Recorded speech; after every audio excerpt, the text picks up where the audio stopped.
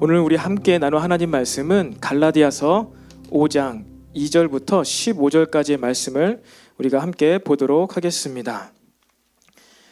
갈라디아서 5장 2절부터 15절까지의 말씀입니다.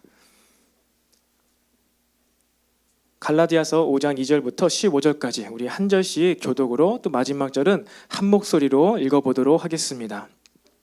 5장 2절 말씀 제가 먼저 읽겠습니다. 보라, 나 바울은 너희에게 말하노니 너희가 만일 할례를 받으면 그리스도께서 너희에게 아무 유익이 없으리라. 내가 할례를 받는 각 사람에게 다시 증언하노니 그는 율법 전체를 행할 의무를 가진 자라. 율법 안에서 의롭다 함을 얻으려 하는 너희는 그리스도에게서 끊어지고 은혜에서 떨어진 자로다. 우리가 성령으로 믿음을 따라 의의 소망을 기다리노니 그리스도 예수 안에서는 할례나 무할례나 효력이 없으되 사랑으로서 역사하는 믿음뿐이니라. 너희가 다름질을 잘하더니 누가 너희를 막아 진리를 순종하지 못하게 하더냐. 그 권면은 너희를 부르신 이에게서 난 것이 아니니라. 적은 누룩이 온 덩이에 퍼지느니라. 나는 너희가 아무 다른 마음을 품지 아니할 줄을 주 안에서 확신하노라. 그러나 너희를 요동하게 하는 자는 누구든지 심판을 받으리라. 형제들아, 내가 지금까지 할례를 전한다면 어찌하여 지금까지 박해를 받으리요. 그리하였으면 십자가의 돌림돌이 제거되었으리니. 너희를 어지럽게 하는 자들은 스스로 베어버리기를 원하노라. 형제들아, 너희가 자유를 위하여 부르심을 입었으나 그러나 그 자유로 육체의 기회를 삼지 말고 오직 사랑으로 서로 종노릇 하라. 온 율법은 내 이웃 사랑하기를 내 자신같이 하라 하신 한 말씀에서 이루어졌나니. 함께 읽겠습니다. 만일 서로 물고 먹으면 피차 멸망할까 조심하라. 아멘. 네, 오늘은 우리가 또 교육관과 여기서 또 함께 많은 인원이 우리 함께 예배를 드리게 되었습니다. 우리 앞뒤 좌우에 있는 형제자매들과 한번 이렇게 인사해 볼까요? 서로를 사랑합시다. 시작. 서로를 사랑합시다. 서로를 사랑합시다. 다시 한번. 이것이 우리의 자유입니다. 시작. 이것이 우리의 자유입니다. 이것이 우리의 자유입니다. 아멘. 네, 우리 서로 사랑하기를 바랍니다. 오늘 말씀 제목이 사랑할 자유를 주는 복음이에요. 우리가 진리 안에서 자유케 됩니다. 믿으십니까? 진리 안에서 자유케 되는데 오늘 본문은요, 사랑할 자유에 대해서 말하고 있어요. 여러분, 올해 들어와서 우리 지체 공동체 안에서 벌써 세 팀이나 결혼을 했습니다. 지난 해미우재, 그리고 지난주인가요, 우리 강건은진, 또 병현 형제, 은미자매까지 해서 벌써 세 커플이 이렇게 참 결혼을 했습니다. 한 해에 세 커플이 결혼한 거는 우리 청년부 창립 이래 처음인 것 같아요. 너무나 축하할 일이에요. 그런데 또 한 번 기쁜 소식을 전달해 드리려고 합니다. 우리 공동체에 있는 또 한 커플이 결혼을 하게 되었어요. 누구누구 궁금하시죠? 네, 우리 김찬양 형제와 우리 규리 자매가 내년에 결혼하기로 했습니다. 자, 우리 한번 축하의 박수. 여러분 너무 놀라셨죠? 막 눈동자가 커지고 있는 분도 계신데 우리 김찬양 형제와 규리 자매가 내년에, 아직 날짜는 정해지지 않았어요. 아직 날짜는 정해지지 않았는데 내년에 또 이렇게 결혼을 하게 되었습니다. 뭐 벌써 내년에도 두 커플이 이제 결혼하게 되었고 계속해서 결혼했으면 좋겠어요. 우리 사랑할 자유가 있습니다. 여러분 사랑하세요. 사랑하시기 바랍니다. 여러분들 오해가 있는 것 같아요. 전사님은 우리가 사귀는 거 안 좋아하신다. 사랑하시고 결혼하세요. 아시겠습니까? 제가 사귀는 걸 막는 것이 아닙니다. 여러분 사랑하시고 꼭 반드시 결혼하시기 바랍니다. 그래서 정말로 우리 앞으로 남아있는 여생을 정말 사랑하면서 행복하게 살아갔으면 좋겠습니다. 여러분 서로 사랑하십시오. 이것이 우리의 자유입니다. 누구도 우리의 사랑하는 것을 막을 수가 없습니다.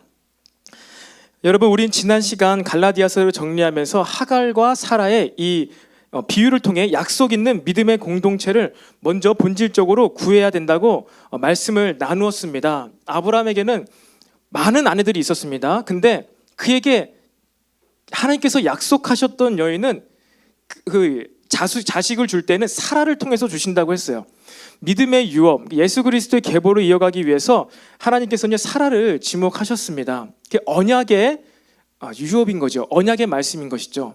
근데 시간이 지나자 사라의 경수가 끊어지고 아이를 못 낳게 된 거예요. 그러니까 어떻게 합니까? 사라가 꾀를 내어가지고 하갈과 동침해서, 젊은 여자와 동침해서 자녀를 낳으라고. 그리고 아이를 낳았어요. 이스마엘을 낳았습니다. 그런데 그것은 하나님께서 약속하신 그런 자녀가 아니었어요. 자손이 아니었습니다. 그래서 어떻게 했습니까? 그 율법의 자녀라고 그랬죠. 율법의 자녀, 율법의 자식인 그 하갈이, 이스마엘이 언약의 자손이 되어야 될 사라, 그리고 나중에 낳죠, 이삭을요 박해하는 거예요. 그러니까 하나님께서 어떻게 합니까? 어떻게 하랍니까? 그 율법의 자녀, 자식인 하갈과 이스마엘을 내쫓으라고 했습니다. 여러분, 이것은 무엇을 의미할까요? 우리 교회 공동체는요, 아브라함의 공동체, 믿음의 공동체입니다. 믿음의 공동체는요, 언약의 공동체예요. 우리가 삶을 살아가면서 풍성함을 바랄 수 있습니다. 아브라함도 이 사라와 이삭 이후에 후처를 많이 뒀다고 했잖아요. 많은 아내들을 두었습니다. 그리고 자손을 되게 많이 낳았어요. 근데 그들은 내쫓지 않았어요. 육체 자녀들이었는데도 그들은 안 내쫓았어요. 왜 그래요? 지난 시간에 얘기했죠. 먼저 믿음의 유업, 믿음의 자손을 낳고 그것을 이어가는 것이 먼저고 본질적이라는 것입니다. 여러분, 우리 신앙생활, 교회생활 가운데요, 여러분, 믿음을 먼저 바르게 세우는 것이 너무나 중요합니다. 예전에 청년들이 많은 교회는 그러한 소문이랄까요? 얘기가 많았어요. 무슨 얘기냐면은 교회 가면은 좋은 사람 만날 수 있다. 교회 가면은 잘생긴 오빠, 예쁜 여동생, 자매를 만날 수 있다. 잘생긴 형제, 믿음도 좋고 신앙도 좋고 이 삶도 건강하게 사는 그러한 형제 자매를 만날 수 있다. 그래서 청년들이 많이 모이는 교회는요, 정말 그러한 이유로 신앙생활을 시작한 사람들이 많이 있었어요. 물론 그렇게 해서 믿음이 생기고 계속해서 신앙생활을 영위해 나갈 수 있지만 대개는 더러 그 끝이 좋지 못하다는 것이죠. 무엇입니까? 신앙생활은요, 여러분, 교회 생활은요, 공동체 생활은요, 믿음이 먼저예요. 우리도 결혼 얘기했지만 결혼할 수 있습니다. 결혼뿐만 아니라 공동체 안에서 많은 다양한 활동들, 서로 도움도 주고요, 인맥 네트워크도 쌓고요, 유익을 줄 수가 있습니다. 그런데 믿음이 먼저 바르게 세워져야 돼요. 난 하나님 믿습니다. 그것이 아니라 믿음이 뭐라고요? 이 믿음으로 언약, 약속, 하나님이 내 삶에 약속한 것이 무엇인지가 명확해져야 돼요. 하나님께서 우리에게 약속으로 주시는 이삭이 먼저 우리 손에 있어야 된다는 것입니다.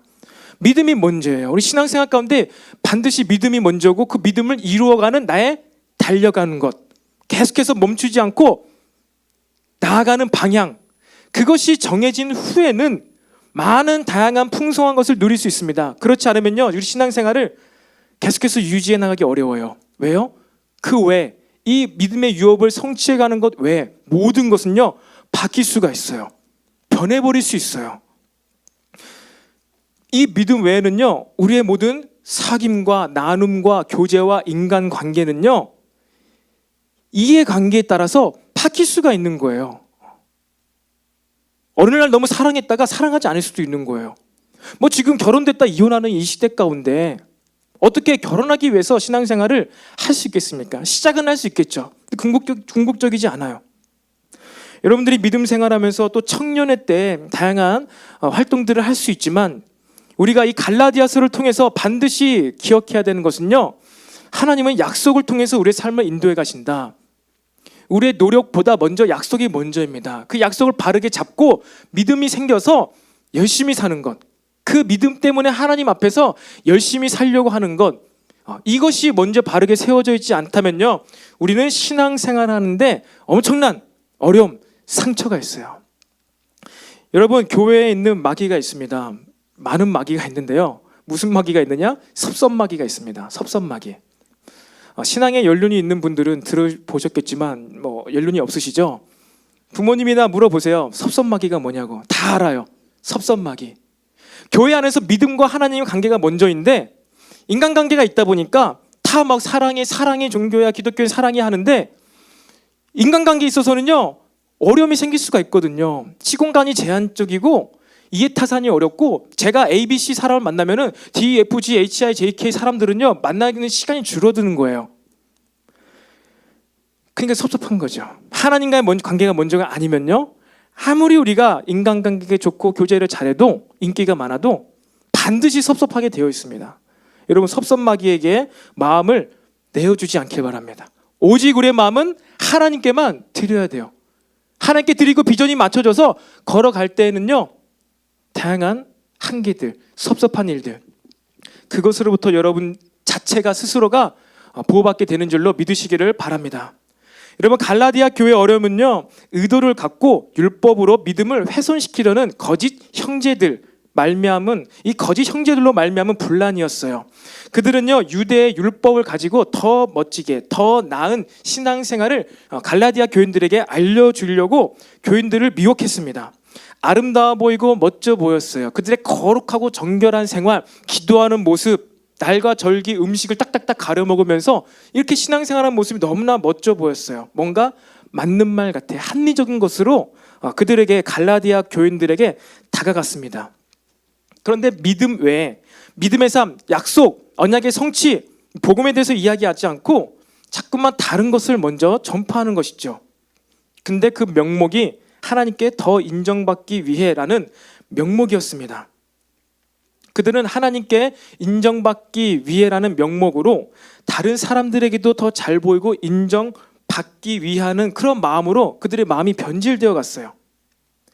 여러분, 오직 믿음을 말하는 교회 공동체의 근간을 흔드는 일을 바로 이 가만히 들어온 거짓 형제들로 말미암은 일입니다. 제가 2장에서 이 거짓 형제들에 대해서 많이 강조를 안 했는데요, 갈라디아서를 쓰게 된 가장 근본적인 이유가 바로 이 거짓 형제들의 가르침 때문이었어요.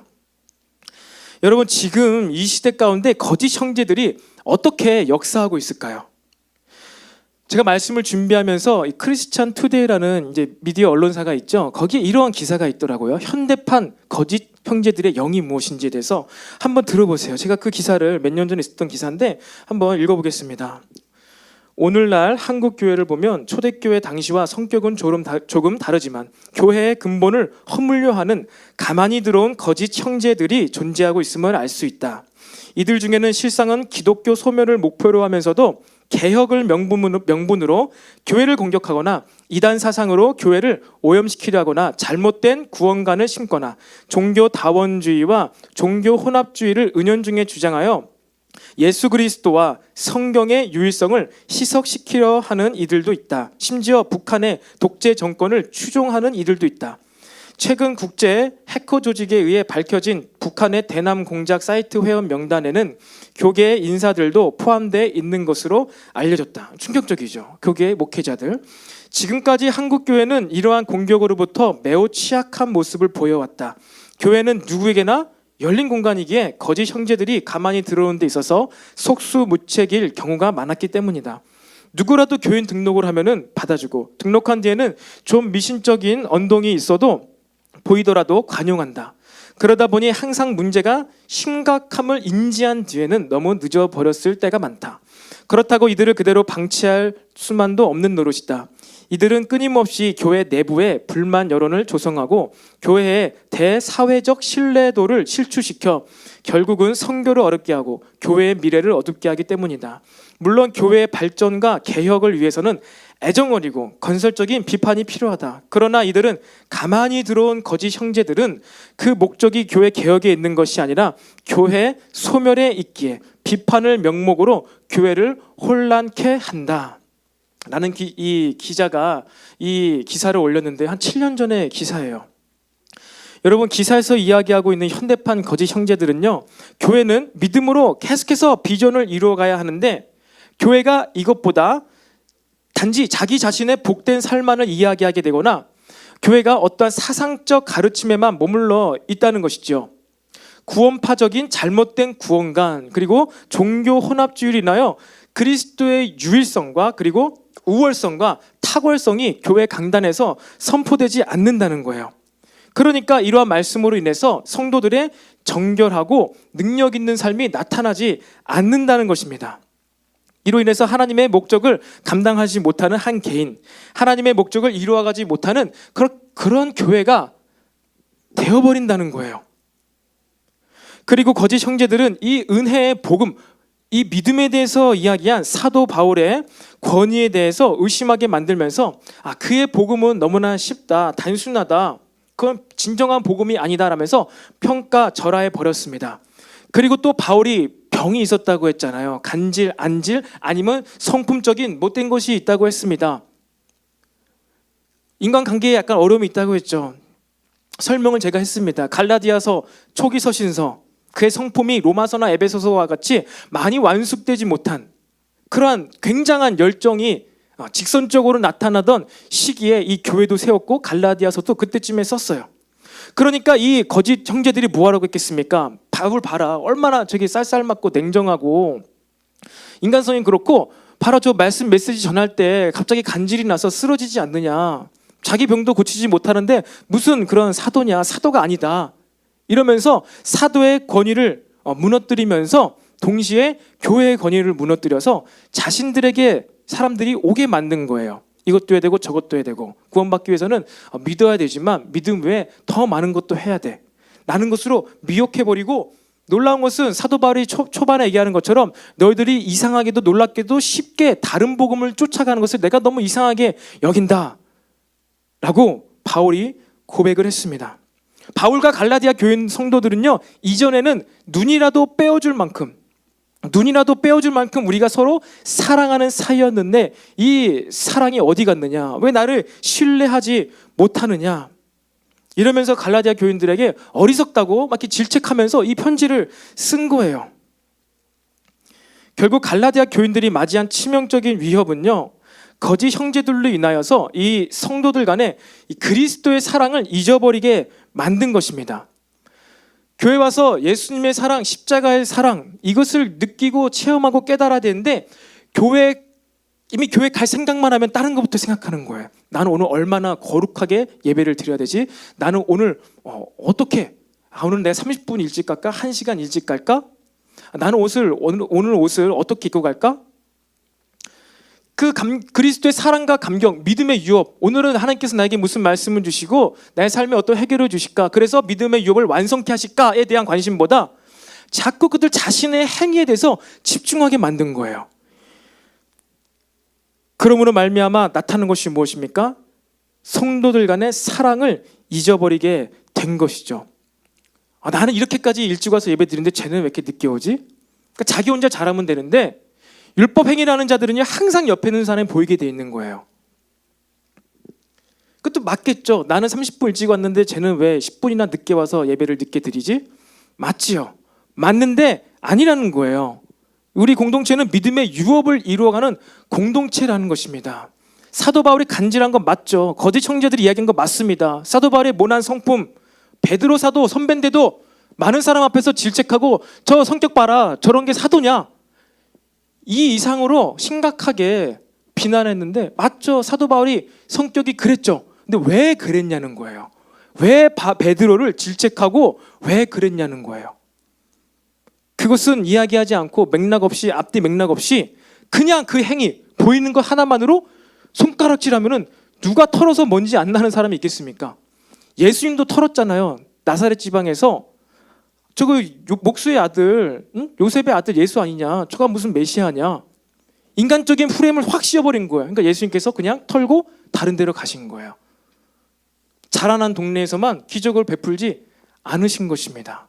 예수님께서 어떻게 세례를 받으시고 하늘이 열리고 음성이 들리고 어떤 기적을 일으켰는지, 요셉의 아들이 맞지만 하나님께서 사랑하시는 아들이라는 음성이 들렸어. 나는 이러한 얘기도 안 하고 치유 기적 얘기 안 하고 그냥 요셉의 아들 목수 예수 아니냐, 그걸로 끝인 거예요. 왜 그래요? 사랑이 없기 때문에 신뢰할 수가 없는 거죠. 갈라디아 교회도 마찬가지입니다. 여러 가지 문제가 많이 있었는데 가장 큰 이슈는 사랑이 사라진 것입니다. 두 가지를 나누고 싶어요. 네, 화면 계속 켜 있었나요? 네, 첫 번째는요, 사랑의 매개체로 역사하는 믿음의 능력이 사라졌습니다. 그 두 번째는요, 자유의지 가운데 서로 종노릇하며 희생하며 섬기는 이 사랑이 사라졌습니다. 그냥 사랑이 아니라 서로 종노릇하며 희생하며 사랑하는 사랑. 이 두 가지가 사라졌어요. 여러분, 오늘 이 두 가지에 대해서 제가 준비를 이제 다 했는데 너무 이제 분량이 많아져서 오늘은 이 첫 번째에 대해서 중점을 가지고 이야기를 나누기를 원합니다. 첫 번째 무엇이었습니까? 사랑의 매개체로 역사하는 믿음의 능력. 사랑과 믿음이 연관성이 있구나. 이것에 대해서 오늘 저는 이야기하고 싶어요. 여러분들 믿음을 구하고 기도를 하고 임재 있는 가운데 1시간 막 돌파 기도를 하는데 나에게는 왜 뭔가 능력, 믿음, 변화가 없을까? 여러분, 믿음은요, 사랑을 매개체로 합니다. 사랑이 전달 요소예요. 믿음은 그냥 혼자 역사하는 것이 아니라 사랑의 요소들로 말미암아 믿음의 능력이 나타난다는 것입니다. 오늘 6절 말씀에 이런 말씀이 있죠. 그리스도 예수 안에서는 할례나 무할례나 효력이 없으되 사랑으로서 역사하는 믿음뿐이다. 그냥 역사하는 믿음뿐이다. 그리스도 예수 안에는 역사하는 믿음뿐이다 라고 얘기한 것이 아니라 뭐예요? 사랑으로서 요인이 된다는 거예요. 믿음이 그냥 역사하는 것이 아니라 사랑으로서 역사하는 믿음뿐이니라. 예수님 안에서는요, 사랑으로 전달되는 역사하는 믿음이 있다는 겁니다. 주님 안에서는 갖춘 자나 갖추지 못한 자나 잘난 자나 못난 자나 그것이 의미 있는 것이 아니라 사랑으로서 역사하는 믿음만 효력이 있다, 의미가 있다. 믿음 생활에 이 사랑이 매개체가 돼야지 의미가 있다는 것입니다. 믿음이 역사해야 되는데 그 믿음이 흘러가고 발동시키는 것, 그것이 사랑이라는 거예요. 여러분은 믿음의 능력을 경험한 적이 있습니까? 믿음의 능력. 믿음. I believe I'm saved. 나는 믿습니다. 구원받았습니다. 우리는 계속해서 이 믿음이 아니라 이 믿음 자체에 대해서 이 하나님 앞에서 살아가는 믿음, 약속을 믿는 믿음, 유업을 완성해가는 믿음, 그거에 대해서 이야기하고 있어요.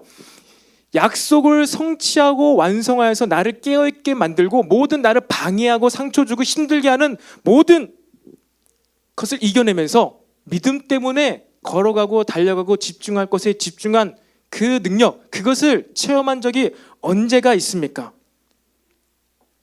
기도 세게 할 때 그렇게 됐습니까? 저는 중3 때 이 교회 여름 수련회를 갔는데요. 그때도 뉴쌤 교회였죠. 여름 수련회 집회 때 저녁 밤 기도 시간에 은혜를 받았습니다. 아마 제가 이제 수련회 집회를 갔을 때 처음으로 이제 은혜를, 믿음의 능력을 경험했던 것 같아요. 그 중2 때까지만 해도 수련회 갔는데요, 별로 그게 큰 역사가 없었어요. 제가 중2 때까지만 해도 수련회 갔는데 그냥 인원이 많지 않았기 때문에 어떤 큰 펜션을 빌려서, 그때 목사님이 계시긴 했는데 이런 펜션 큰 방에 동그랗게 둘러앉아서 중고등부였는데 그때 한 20명 됐던 것 같아요. 20명이서 이제 찬양하고 뭐 집회하고 냇물 가서 물놀이하고 놀고, 그 밤에 말씀 듣고 잠깐 그렇게 그냥 기타 반주에 그냥 방이니까 기도하고, 이것이 이제 수련회 그거였는데 중3 때는 이제 수련회 갔는데 그때 시골 교회로 갔어요. 강원도에 있는 한 시골 교회에 가서 그냥 시골 교회당에서 이제 예배를 드리고 밤에 잘 때는 의자 밀고 거기서 이제 이불 깔고 이제 잠을 자고, 그러한 곳이었고, 드럼도 그냥 드럼, 그리고 건반인가 피아노가 하나 있었고, 그때 PPT였는지 OHP 필름인지 모르겠는데 아무튼 생각해봐요. 지금으로부터 한 1년 전이니까 무슨 좋았겠습니까? 그런 유틸리티와 환경이 좋았겠습니까? 근데도 불구하고 제가 거기서 은혜를 받았어요. 은혜를 받았는데 어떻게 은혜를 받았냐? 밤에 기도하는데요, 아직 통성 기도하는 시간이었어요. 그때 담임 목사님께서 오셔서 집회를 해주셨어요. 근데 막 통성 기도를 하는데 기도 잘 안 되죠. 근데 기도하는데 이제 회개 기도가 터져 나오는 거예요. 중3 때 회개 기도를 터져 나오게 되었는데 어떤 이제 회개를 하게 되었냐? 이제 부모님께 대하여 내가 너무 잘못했구나라는 게 떠올랐어요. 부모님께서는 나를 사랑하셔서 굉장히 힘들게 일하셨는데 그때가 이제 IMF 4년 후입니다. 그래서 이제 아버지께서 사업을 하셨는데 잘 안 됐어요. 그래서 이제 슈퍼마켓을 운영하셨는데 얼마나 피곤해요. 오후 2시부터 이제 새벽 2시까지 이제 아버지께서 하시고 오전에는 어머니께서 하시고, 서울에서 슈퍼마켓을 하셨었는데 굉장히 힘든 거예요. 그래가지고 그때 이제 아버지께서 안경 쓰고 못 하시고 소프트 렌즈 끼고 이제 일을 하셨는데 너무 오래 끼고 막 깜빡 잊고 잠자고 이래가지고 결국 지금은 각막 이식 수술을 2번이나 하고 많은 이제 어려움이 있었죠. 근데 아버지 어머니께서는 이렇게 힘들게, 뭐 다른 누구도 아니고 나와 형을 위해서 우리들을 위해서 이렇게 힘들게 일하시는데 나는 지금 뭐 하는가? 제 중학교 2학년 3학년 때 어려움이 뭐였어요? 이제 게임하는 것. 제가 하루에 14시간까지 게임해 본 적 있다 했잖아요. 나는 왜 이렇게 게임만 하는가? 난 정말 생각 없이 사는구나. 부모님은 나를 사랑하셔서 이렇게 하시는데 나는 이것이 뭔가 너무 죄송스러운 거예요. 잘못하는 거예요. 그럴 때 부모님의 사랑 받아왔는데 그걸 몰랐다가 그때 사랑이 이게 딱 번쩍했어요. 부모님 날 사랑하시는구나, 아버지는 날 사랑하시는구나 하고, 그리고 이제 막 울면서 회개하면서 기도가 되어졌어요. 그 기도를 하는 가운데 믿음이 부어졌던 것 같아요. 하나님의 믿음, 위로부터 부어지는 믿음으로 기도할 수가 있었습니다. 그래서 내가 원하는 한 가지, 주님의 기쁨이 되는 것, 나 주님의 기쁨 되기 원하네. 그때 그거를 거의 20번을 불렀어요. 우선 20번 하는데 그동안 계속 우리는 이제 기도하고, 그때 그 아들 이제 호재 형제 있죠. 호재 형제가 이제 건반으로 했었는데 되게 막 힘들어 하더라고요. 20번 계속 하면서 그 MP3를 못 트니까 그때 당시만 해도 생피아노를 친 거예요. 거기서 막 은혜 받는 사람도 있고, 그 중에 한 명이 저였죠. 무엇이에요? 믿음으로 기도를 해야 되는데 안 되는데 부모님께 죄송스러운 거, 회개하고 사랑이 느껴지고, 그런데 이제 그게 바로 이어서 기도가 되어졌고 믿음이 부어졌어요. 그리고 신앙생활이 되었어요. 하나님에 대한 믿음이 다시 뭔가 돌아가는, 작동되는 것을 느낄 수가 있었습니다. 사랑의 요인이 이 믿음의 기도를 촉발시킨 것이죠. 여러분, 또한 믿음의 능력에서요, 상대방을 믿어주고 지지하는 능력에 대해서 나누기를 원합니다. 사랑이 없이는요, 우리는 믿어주지 못하고 지지해주지 못해요. 무슨 얘기냐? 상대방을 신뢰하지 못하면요, 우리는 아무것도 할 수 없는 세상 가운데 살아가고 있습니다. 음식을 먹을 때에도, 식당 가서 음식 먹을 때에도 그 사람을 신뢰해야 되죠. 이 음식 제대로 한 건가? 양심적으로 한 건가? 물건을 살 때에도, 아니면 중고마켓에서 중고 물건을 살 때에도 정말 이것이 사진 그대로가 맞는가? 상대방을 신뢰해야만 물건도 살 수 있고 밥도 먹을 수 있고 거래도 할 수 있고 그런 것 아니겠어요? 모든 이 사회가 신뢰 관계 위에서 돌아간다는 것입니다. 근데 우리 사회는요, 국가가 있어서 이 신뢰를 지키지 않으면, 거짓말을 하면 처벌을 받기 때문에 이 법 아래에서, 율법과 같죠, 법 아래에서 서로 신뢰할 수 있게끔 이 우리나라가 법 위에 구성되어 있다는 것이죠. 하지만 법은요, 단순히 지키게 하기 위한 목적만 있는 것이 아니라 그것을 지키지 않았을 때는 어떻게 되죠? 처벌을 받죠. 처벌을 받기 때문에 내가 처벌을 안 받기 위해서는 법을 지켜야 돼. 그걸로 인하여서 말미암은 이제 신뢰가 사회에 있다는 것이죠. 그 처벌이 무서워서 법을 지키게 될 가능성이 크다는 거예요. 강력한 것이죠. 근데 여러분, 그보다 더 강력한 법이 있습니다. 그것은 바로 우리 사랑하는 관계 안에서 이를 알 수 있어요. 부모 자식 간에, 부부 간에 사랑하기 때문에 신뢰를 유지할 수 있습니다. 사랑하기 때문에 사랑하는 사람이 그 신뢰를 붙잡을 수가 있다는 거예요. 아무리 잘못한 것이 있어도요, 상대방이 잘못한 것이 있어도요, 사랑이 매개체가 되면요, 그를 믿어주게 되는 것이에요. 여러분, 법은 잘못한 것이 발견되면 처벌하잖아요. 발견되지 않으면, 잘못을 해도 그것이 법을 만약에 요리조리 피해 간다면요, 법을 어기면은, 들키지 않고 법을 막 어기면은 어떻게 그 사회 가운데에서 신뢰가 형성되고 우리가 살아갈 수 있겠습니까? 법을 어겼을 때 처벌하는 것보다 더 강력한 이 신뢰를 끌어내는 것이 바로 이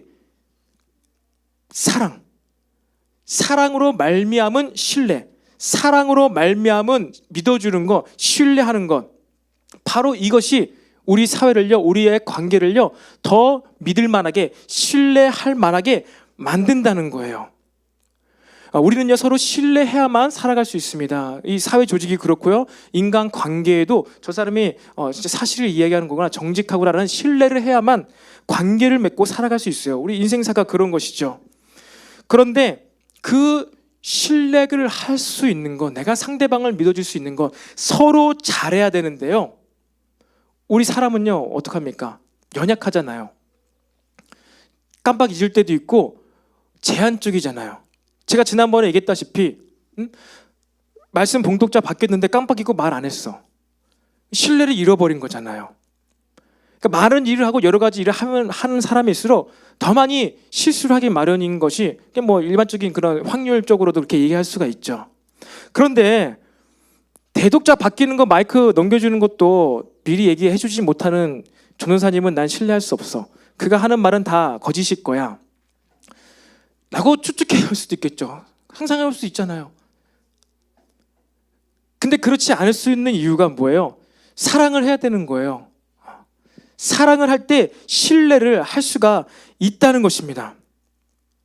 사랑의 힘이 크면 클수록 그를 믿어줄 수가 있는 거예요. 저기도 지금 아이를 키우고 있습니다. 첫째, 둘째 아이 키웠는데 둘째 아이가 아무것도 못하죠. 혼자 걷지도 못하죠. 근데 이 아이가 반드시 나중에 걷게 되고 밥도 먹게 되고 말도 하게 될 거라고 저희는 믿어요. 그래서 사랑함으로 계속해서 키우고 있는 것이죠. 자라게 될 것을 믿으니까 우리의 사랑을 받고 사랑을 통해서 이 아이가 자라나게 되면은 성장하게 될 것을 믿는 거예요. 사랑하기 때문에 아이를 믿어줄 수가 있는 것이죠. 사랑하는 만큼 그 아이를 상대방을 믿어줄 수가 있는 것입니다. 그가 잘하고 못했던 걸로 신뢰할 만한 사람이야, 신뢰하지 못할 사람이야, 그거는요 너무나 주관적인 거예요. 그 사람이 100가지를 했는데 30가지 못한 게 있고 70가지 잘한 거 있어요. 근데 그 사람이 잘못한 30가지만 계속 쳐다보면요 그 사람은 100% 신뢰할 수 없는 사람이에요. 한마디로 뭐예요? 그 사람의 보이는 것, 그 사람의 겉으로 행동하는 것, 그것만 가지고 그 사람의 신뢰에 대해서 형성하려고 한다면요 우리 느낌 가는 대로, 감정 가는 대로 그 사람을 믿어줄 수도 있고 못 믿어줄 수도 있고 이렇다는 거예요. 그런데 만약 여러분 우리가 사랑할 때 그 사람을 신뢰할 수가 있는데 여러분 만약 무한한 사랑이 부어지면 어떻게 될까요? 무한한 사랑, 끝없는 사랑이 부어지면 어떻게 될까요? 동일하게 무한한 신뢰가 가능합니다. 무한한 신뢰. 무한한 이 사랑이 다른 말로 바로 아가페의 사랑입니다. 아가페의 사랑은요 신만이 할 수 있는 사랑이에요. 신적 사랑이 바로 이 아가페 사랑입니다. 원수도 사랑할 수 있는 사랑이 바로 이 아가페의 사랑이에요. 여러분 하나님께서 또 예수님께서 베드로를 보내셨어요. 예수님께서 사도 바울을 보내셨어요. 신뢰하셨어요. 배반하고 도망갔지만 그를 다시 부르셔서 제자 삼으시고 사도로 세우시고 일을 맡기셨어요. 근데 예수님께서 베드로를 다시 부르실 때 내가 너 한 번 더 믿을 테니까, 내가 너 신뢰할 테니까 가서 양을 치라, 내 양을 치라, 이렇게 얘기하지 않으셨죠? 뭐라고 하셨죠? 뭘 확인하셨죠? 네가 나를 사랑하느냐, 네가 나를 사랑하느냐, 내가 너를 이렇게 사랑하고 있는데 너도 나를 사랑하느냐. 사랑의 관계 안에서 아무리 잘못을 했지만, 아무리 실수를 했지만 그를 믿어주고 신뢰하고 그에게 사도의 직분을 감당케 하셨다는 것입니다. 그리고 실제로 베드로는 그 사도의 직분을 너무나 잘 감당해가지고 수천 명을 돌아오게 만들고 대사도, 믿음의 선배가 될 수가 있었던 것이죠.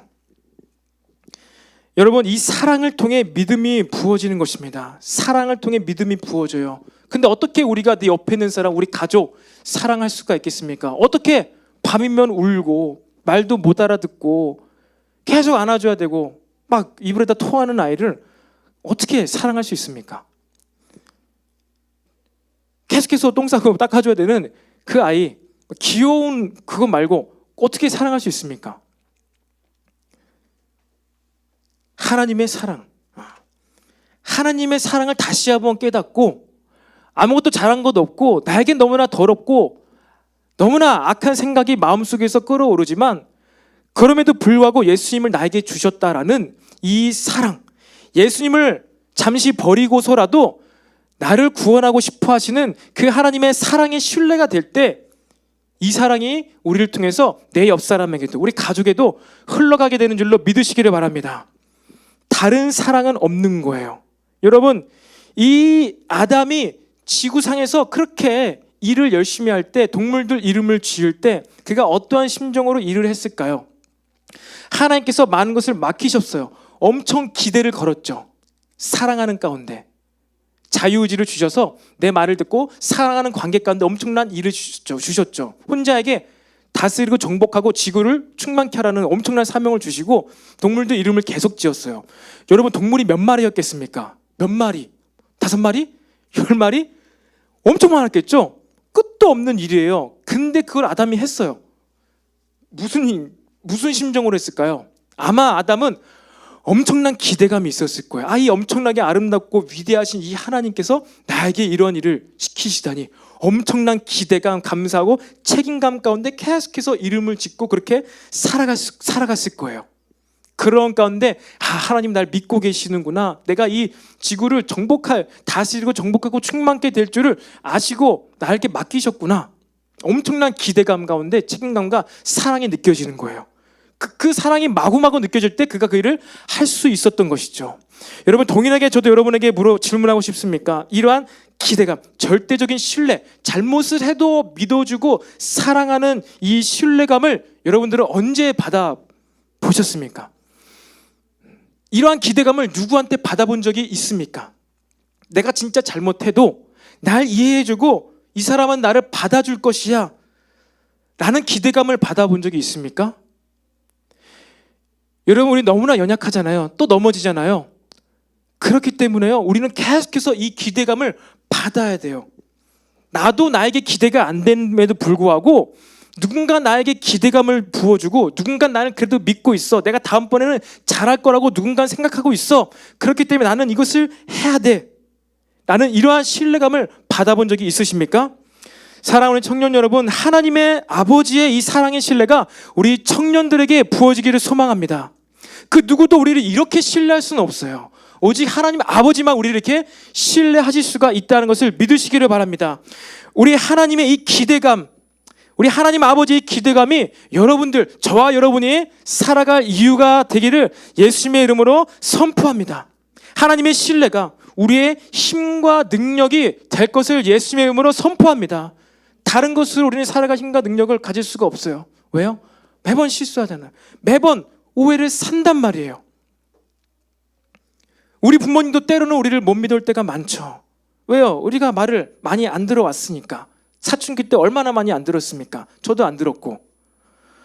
청년이 돼서 어른이 되었기 때문에 이제 어른 대접해 주시지만 부모님은 우리의 어린 시절을 다 알고 계세요. 사랑하시겠지만 못 믿은 부분도 있는 거예요. 그것은 이해해야 되죠. 그런데 하나님 아버지께서는요, 우리의 이미 인생의 끝을 아세요. 우리의 완성된 모습을 아세요. 그것을 보시고 우리를 사랑하시고 부르신 거예요. 여러분의 완성된 모습, 그리스도를 닮은 모습, 그 하나님의 기대감이 여러분의 기대감이 되기를 소망합니다. 여러분의 기대감으로 여러분 삶을 살아갈 수 없어요. 하나님의 기대감으로만 우리는 살아갈 수가 있다는 것입니다. 여러분, 청년 사역을 하면서도 저도 마찬가지예요. 저와 여러분 간에 이 서로 신뢰할 때 우리 안에 믿음의 능력, 믿음의 역사가 나타나는 거예요. 우리 믿음의 공동체를 하지 않았습니까? 우리 청년 공동체는요, 믿음의 능력으로 믿음의 어떤 나타남, 그것으로 말미암은 우리의 삶의 변화, 내 마음의 변화, 생각의 변화, 목적과 가치관의 변화가 나타나야 되는데, 그것이 어떻게 해요? 우리 공동체 안에서 저와 여러분 간에 그 신뢰가 회복될 때, 이 믿음의 능력, 역사가 나타나게 된다는 것입니다. 근데 그것이 믿음을 외칠 때가 아니라 무슨 요인이 있어야 된다고요? 사랑의 요인.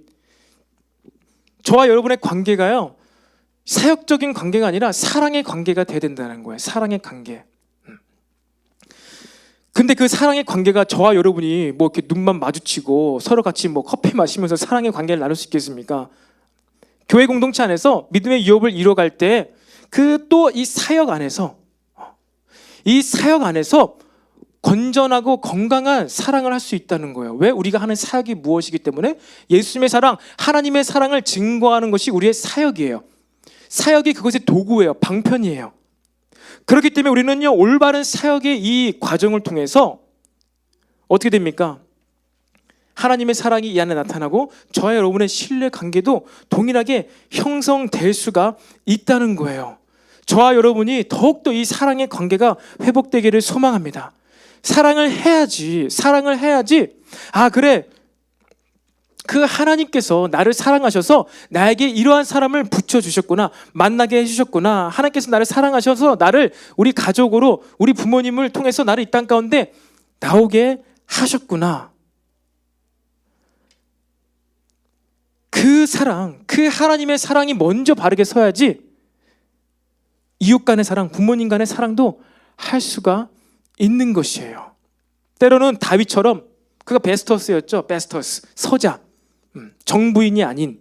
그래서 형들은 다 집에 있지만 자기는 곰이랑 사자와 10대 시절부터 싸우면서 양을 지켜야 되는.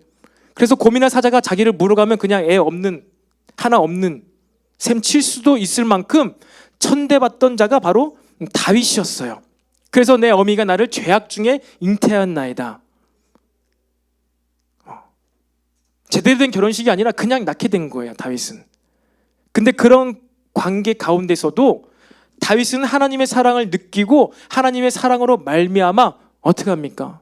부모님과의 그런 부모님과의 가정 생활 신뢰함으로 시키는 일을 잘하면서 탈 없이 건강하게 성장해 나갈 수가 있었다는 것입니다. 여러분, 하나님을 더 사랑하게 되시기를 바랍니다. 그리고 하나님의 사랑을 더 받으시길 바라요.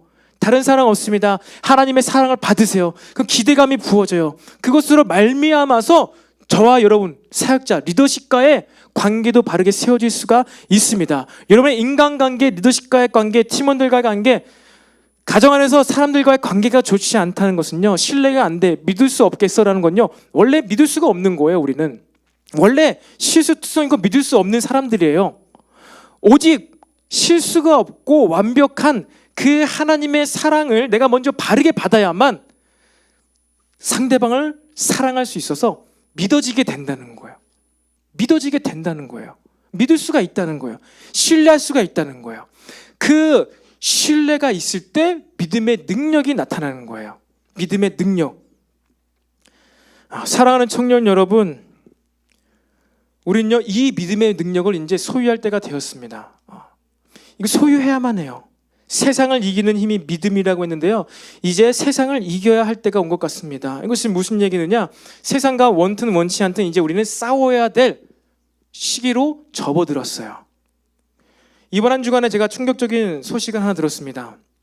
가까이 있는 초등학교에서, 바로 옆에 있는 초등학교죠, 바로 옆에 있는 초등학교에서 이제 지금 온라인 수업하고 있잖아요. 우리 아이들이 온라인 수업을 하고 있는데 우리 교회 성도의 자녀예요. 한 아이가 수업을 온라인 수업 듣다가 엄마한테 온 거예요. 엄마 이게 뭐야? 이거 좀 뭐야? 알려줘. 그래서 엄마가 가서 본 거죠. 온라인 수업을. 뭘 알려줬겠어요? 거기서 남자와 남자가, 여자가 여자와 함께 그런 음란한 짓을 하는 것을 동성애가 이런 것이다라면서 보여준 거예요. 부모의 동의 없이 교장 선생님의 재량으로 아무런 사전 합의 없이 동의 없이 이걸 틀어주니까 초등학교 저학년인 아이가, 아직 성에 대해 아무런 것도 모르는 아이가 깜짝 놀란 거죠. 그래서 엄마가, 부모님이 일어나서 이제 항의를 한 거예요. 많은 학부형들이 일어나서 항의를 한 거죠. 왜 그 사전 동의도 없이, 그리고 이것을 가르친 게 말이 되냐고. 지금 우리나라에서 학교에서 아무런 답변이 없어요. 사과도 하지 않아요. 뭐 위에서 시켜서 했겠죠. 시켜서 했겠죠. 그래서 몇몇 부모들이 아이를 자퇴를 시켰어요. 자퇴를. 이것은 유럽에 있는 나라가 아니라요, 뭐 캐나다, 미국에 있는 나라에서 일어난 일이 아니라 우리나라 소화동, 광명시 소화동 여기서 일어난 일이에요. 학교 자퇴했어요. 초등학교를 자퇴하면은 이제 우리나라는 특별 보호 대상이 돼가지고 정기적으로 한 달에 몇 번씩 그 집 방문을 합니다. 선생님이, 어떤 특별 교사 선생님이. 그래서 그 감찰을 받아야 돼요. 여러분 결혼해서 아이 낳으면요, 아이들 초등학교 가면요, 이제 그걸 봐야 돼요. 학교 보내시겠습니까? 학교를 안 가고 온라인으로 했으니까 아이가 놀라워서 엄마한테 와서 말했으니까 망정이지, 오프라인으로 학교 가서 봤으면 어떻게 됐냐는 거예요. 그 제정신입니까? 그 학교 선생님도 만약에 그냥 냅뒀다면은 비공식적으로 말도 하지 않고 은근슬쩍. 여러분, 이게 서양 나라 얘기가 아니라 대한민국 광명시 소아 저기에서 일어난 일이에요. 우리 믿음으로 아이들을 키워야 되는데요, 이것이 더 빨라진 거예요.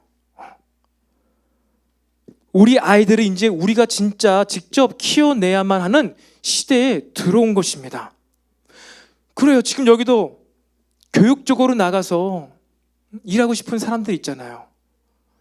여러분이 학교 선생님이 되었는데 교장 선생님이 우리 오늘은 특별 시간 가운데 우리 동성애에 대해서 아이들에게 가르치기로 했으니까 이거를 틀고 가르치십시오. 그렇게 선생님한테 얘기했어요.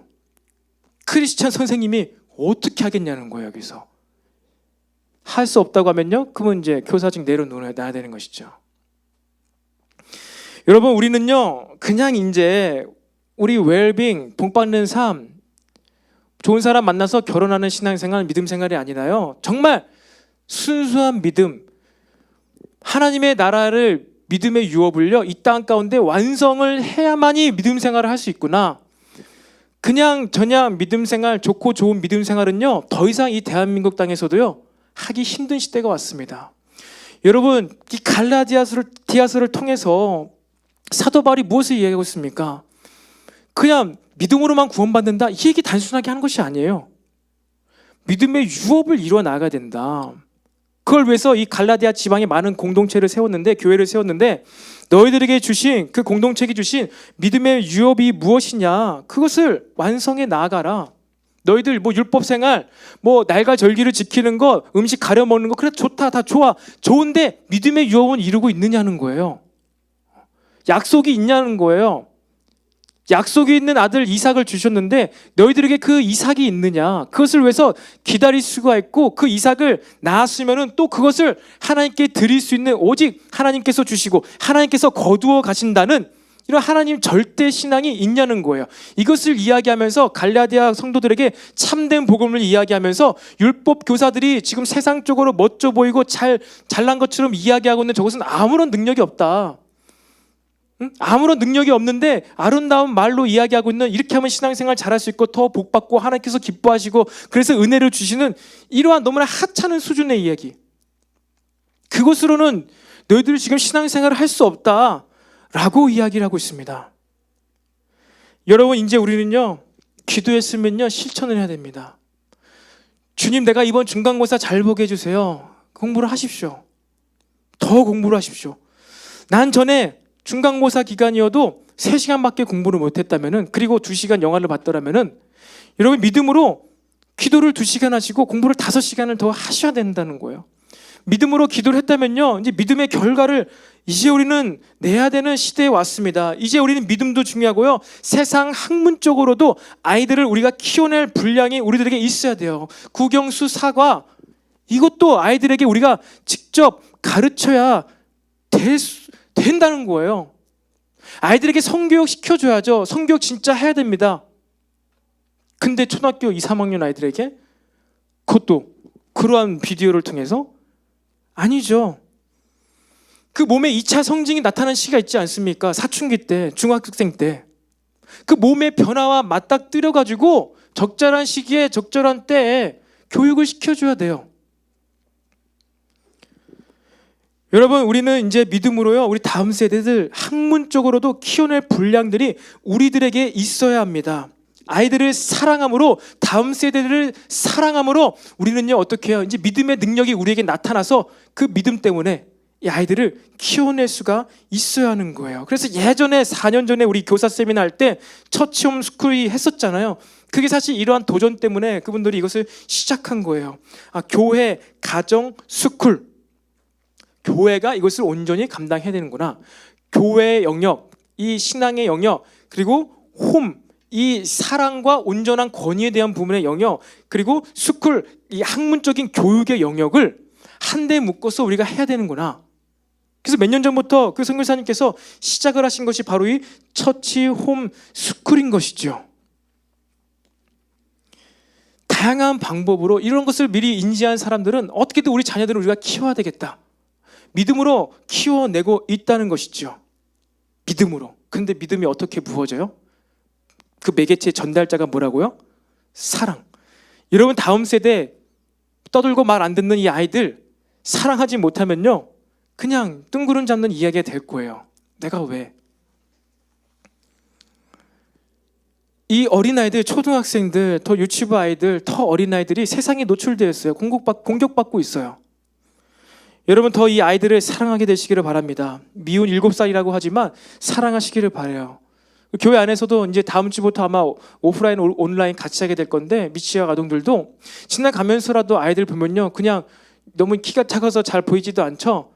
하지만 안녕 반가워 오랜만에 교회 왔지? 오늘 예배 잘 드리렴? 인사해 줄 수는 있잖아요. 그렇게라도 몰라도 이모 삼촌이구나 인사할 수 있잖아요. 따뜻한 감정 따뜻한 마음이 들 거예요. 그렇게 한마디라도 인사를 한번 해보시기를 바랍니다. 여러분 우리들에게 이제 이 믿음으로 말미암은 능력, 이 믿음으로 말미암은 우리 비전의 성취, 이것을 해나가야 되는 시기임을 여러분들 믿으시기를 바랍니다. 여러분 이렇게 되어질 때 우리는요 서로 종노릇하며 사랑할 수 있게 되는 거예요. 두 번째 얘기할 중에 그거였죠. 아이들을 키우는 것, 우리 선생님들이잖아요. 유치부 선생님들, 미취학 아동 선생님들 이게 아시죠?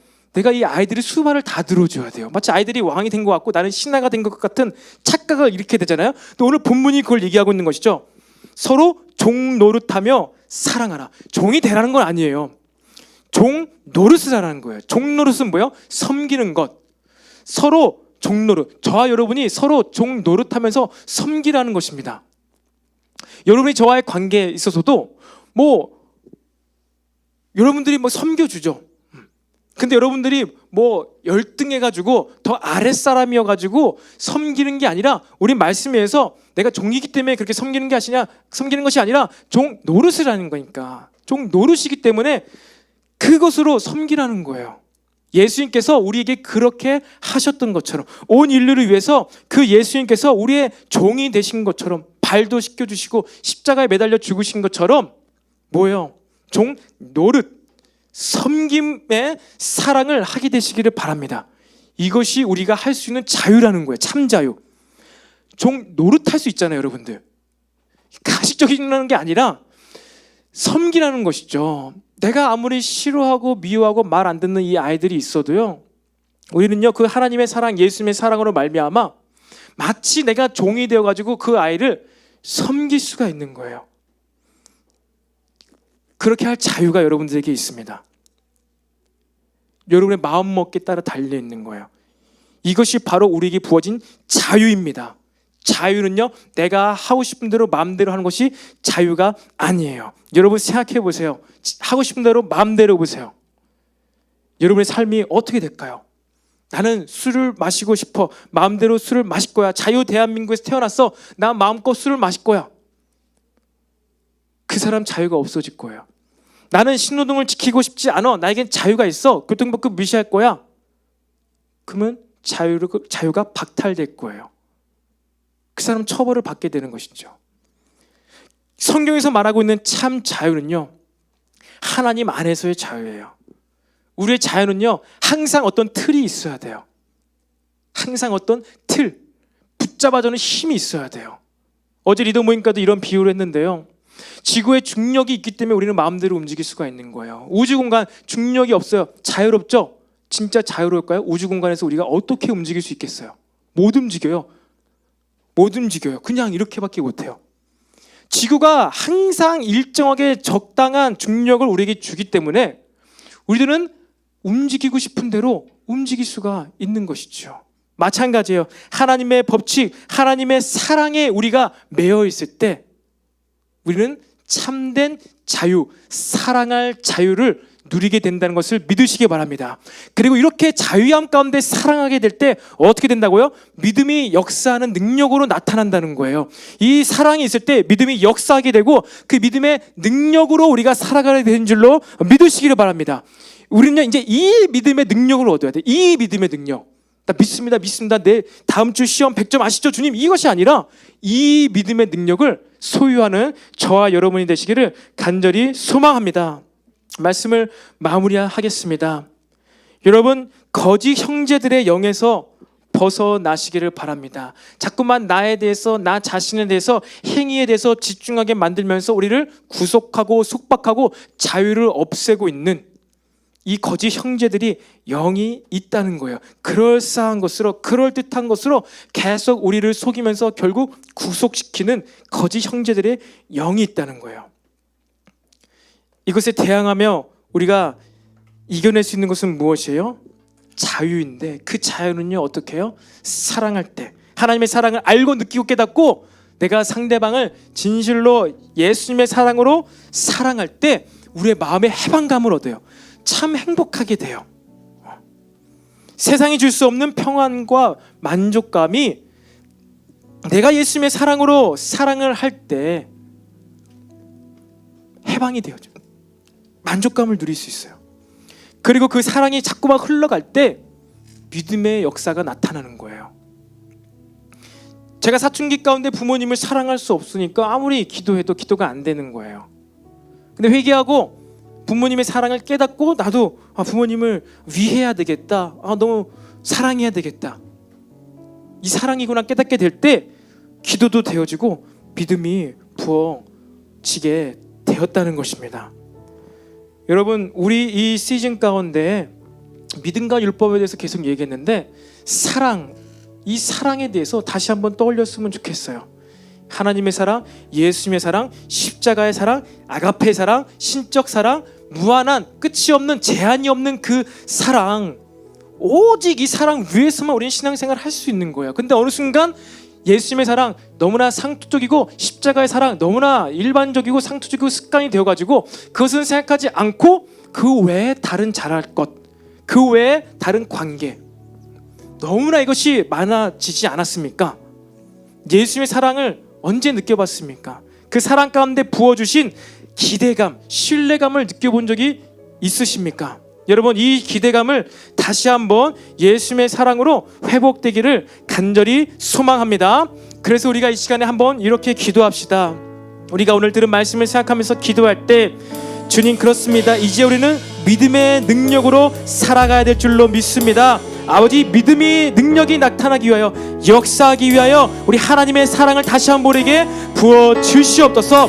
아버지, 사랑이 문제입니다. 내가 예수님의 사랑을 생각지도 않고 까먹고 잊어버리고 있었습니다. 주님, 내가 이 사랑을 다시 한번 받고 누리게 하여 주시옵소서. 그 다른 누가 나를 사랑하지 않는다 하여도 예수님의 사랑, 이 하나님의 사랑을 이 시간 나에게 부어 주시옵소서. 오늘 들은 말씀을 생각하면서 다 한번 주여 한번 외치고 기도하겠습니다. 주여. 예, 주님 아버지 감사합니다. 하나님 아버지, 믿음이 역사하는 능력, 믿음의 힘, 세상을 이기는 믿음의 힘, 아버지, 그것은 사랑이 필요합니다. 사랑의 매개체가 필요합니다. 십자가의 사랑, 예수님의 사랑, 하나님의 사랑, 아가페의 사랑을 아버지 시간 다시 한번 우리에게 부어 주시옵소서. 오직 이 사랑으로 말미암아 우리가 서로를 믿어줄 수 있습니다. 오직 이 사랑으로 말미암아 서로를 신뢰할 수 있습니다. 아버지, 이 사랑을 다시 한번 우리에게 부어주시고 깨닫게 하시고 이 사랑의 힘이 나타나게 하여 주시옵소서. 하나님의 사랑이 우리 청년들에게 부어질지어다. 그 예수님의 사랑, 갈보리 언덕 골고다 언덕에서 생명을 쏟으시며 부어주신 십자가의 사랑이 우리에게 부어질지어다. 이 사랑을 묵상케 하여 주시옵소서. 십자가의 그 사랑, 십자가의 사건이 다시 한번 우리들에게 부어지게 하여 주시옵소서. 이 사랑이 있어야만 우리가 신뢰할 수 있습니다. 이 사랑이 있어야만 우리 서로 믿을 수가 있습니다. 이 사랑의 기반이 우리 모든 관계, 이 기반 위에 모든 것을 쌓아가게 하여 주시옵소서. 나에게 사랑이 없다면은 이 사랑을 먼저 회복시켜 주시옵소서. 이 사랑이 다시 한번 우리에게 회복되고 부어질지어다. 이 모든 청년들에게 십자가의 보혈, 예수님의 보혈이 다시 한번 사랑으로 가득히 부어질지어다. 머리부터 발끝까지 십자가의 사랑이 부어질지어다.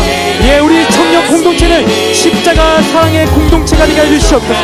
십자가의 사랑, 예수 그리스도의 사랑, 이것이 우리 눈앞에 먼저 보이게 하여 주시옵소서. 예, 주님, 예, 주님, 예, 주님, 그 사랑으로 말미암아 서로를 보게 하여 주시옵소서. 그 사랑으로 말미암아 다시 한번 일어나게 하여 주시옵소서.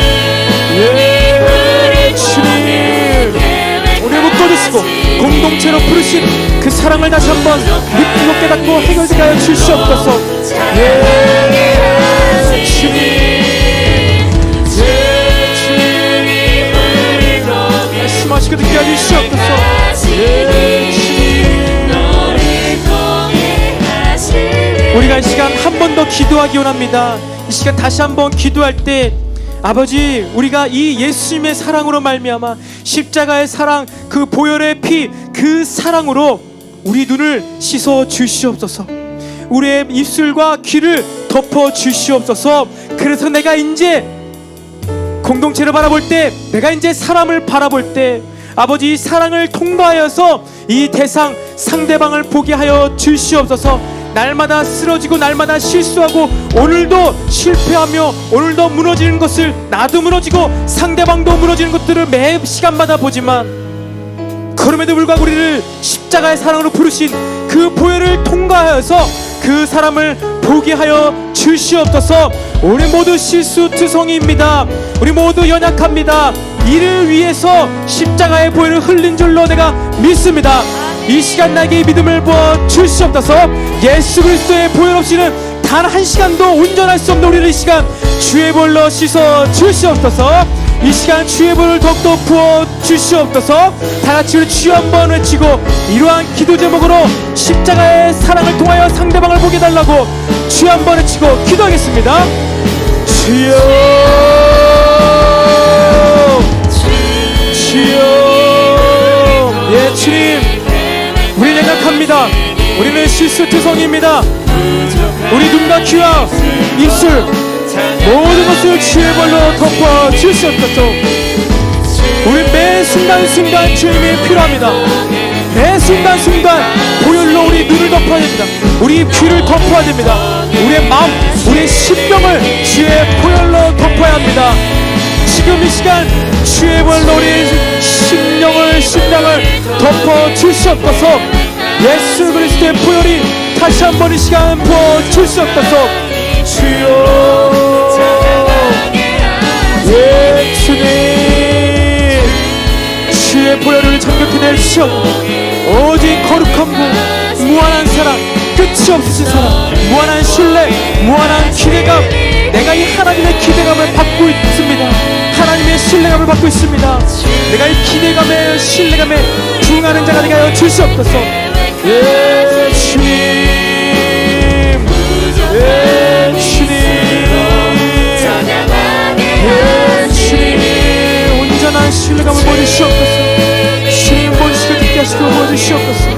예, 주님.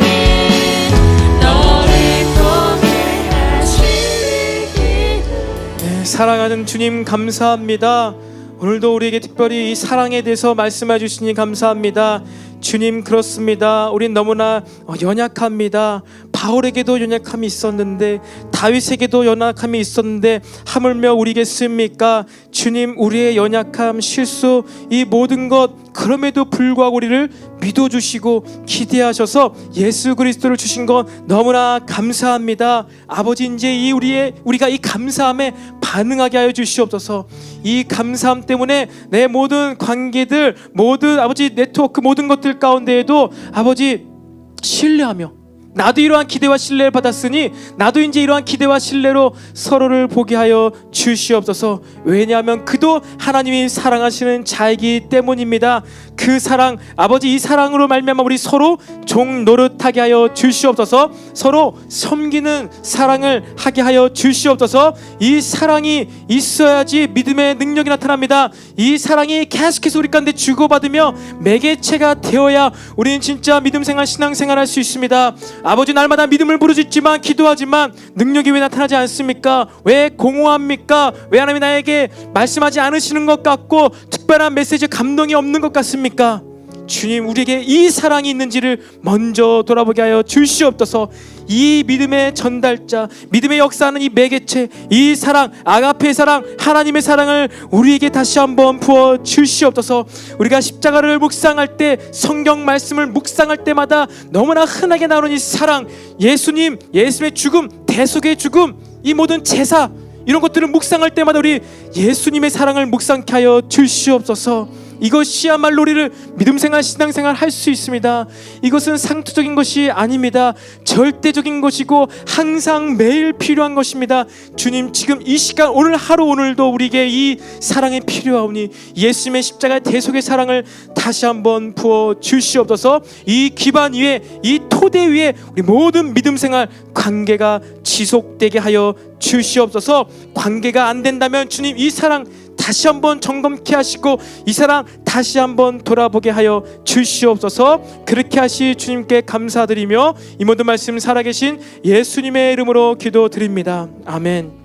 하늘에 계신 우리 아버지여, 이름이 거룩히 여김을 받으시오며 나라에 임하옵시며 뜻이 하늘에서 이루어진 것 같이 땅에서도 이루어지이다. 오늘날 우리에게 일용할 양식을 주옵시고 우리가 우리에게 죄 지은 자를 사하여 준 것 같이 우리의 죄를 사하여 주옵시고 우리를 시험에 들게 하지 마옵시고 다만 악에서 구하옵소서. 대개 나라와 권세와 영광이 아버지께 영원히 있사옵나이다. 아멘.